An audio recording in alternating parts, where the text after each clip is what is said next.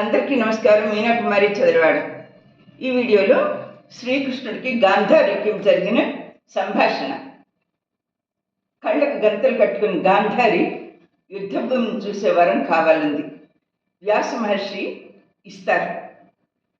ఆ శ్రీకృష్ణుని దగ్గర పిలుచుకుంటుంది. ఓ శ్రీకృష్ణ, నువ్వు కావాలని ఈ దగ్గరుండి పాండవులతో యుద్ధం చేయించావు కదా.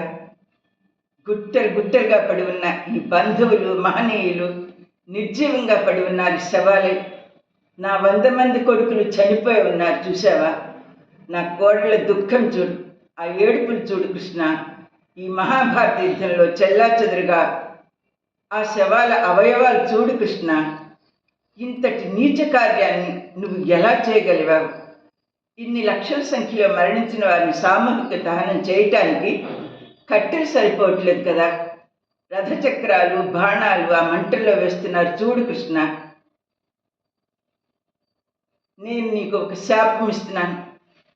నా పాతివ్రత్య ధర్మంతో నా కొడుకులు ఒక్కళ్ళు కూడా దయాదులు లేకుండా చేసావు కనుక నీ యాదవులంతా కూడా తమలో తాము ఘర్షణ పడి యుద్ధాలు చేసుకుని సర్వనాశనం అవుతారు.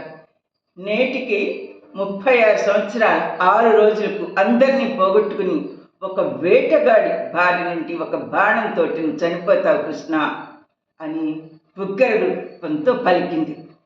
శ్రీకృష్ణుడు చిరునవ్వుతో స్వీకరించారు ఆ శ్రీపాన్ని. ధన్యవాదాలు.